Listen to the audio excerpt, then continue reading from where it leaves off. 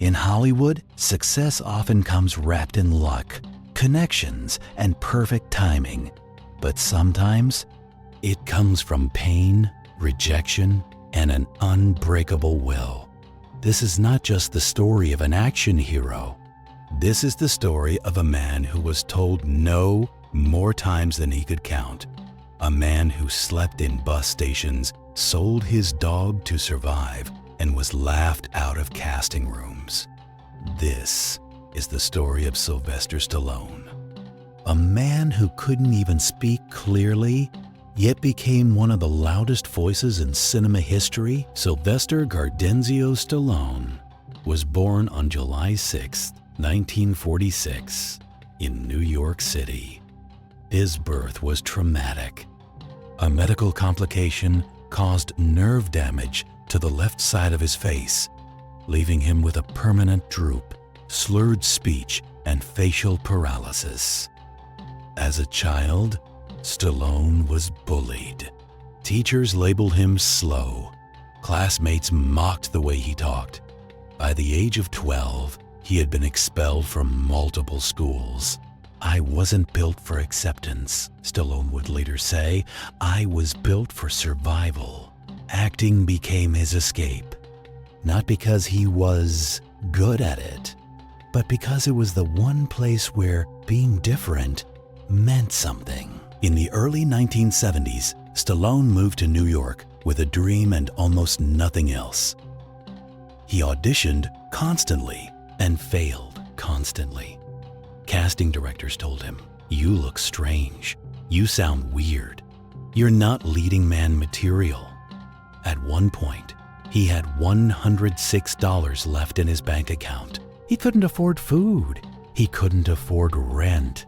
Worst of all, he couldn't afford to keep his dog.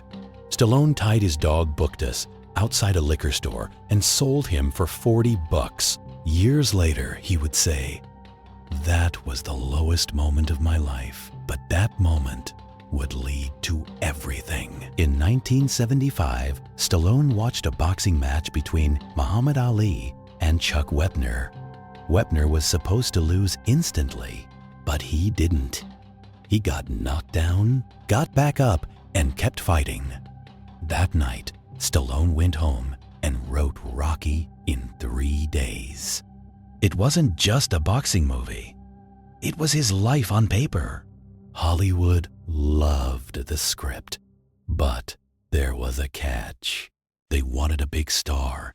Stallone said no. He was offered $125,000, then $250,000, then $350,000. He refused every offer. Why? Because if Rocky wasn't played by him, then the story meant nothing. Eventually, producers agreed. Budget, $1 million. Lead actor, a nobody. Risk, enormous. The result, Rocky. 1976. 10 Academy Award nominations, Best Picture winner, global phenomenon Sylvester Stallone became a star overnight. After Rocky, Stallone didn't slow down. He built characters that became symbols. Rocky Balboa, the underdog who never quits. John Rambo, the wounded warrior, abandoned by his country. Rambo wasn't just action. It was pain, trauma, and silence turned into rage. In the 1980s, Stallone dominated Hollywood. Rocky II, III, Ivy, First Blood Rambo, First Blood Part 2, Cobra, and Cliffhanger. He wasn't just acting.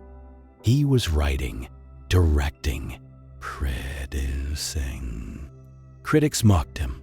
They called him one note, but audiences listened because Stallone didn't play heroes who were perfect.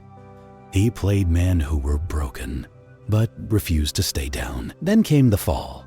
In the 1990s, Stallone's films failed hard. Box office bombs, critical disasters, Hollywood moved on. Younger stars replaced him. Studios stopped calling. Once again, he was written off. But Stallone had been here before. In 2006, at age 60, he returned as Rocky. Rocky Balboa wasn't about winning. It was about dignity, about proving you still matter. The film was a success. Then came Rambo, 2008, then Creed, then The Expendables. Stallone wasn't chasing relevance. He was reclaiming it. Sylvester Stallone's legacy isn't muscles, it's mindset. He once said, "Life isn't about how hard you can hit. It's about how hard you can get hit and keep moving forward." That line wasn't written for a movie. It was written from experience. Stallone failed more times than he succeeded, but he never quit on himself.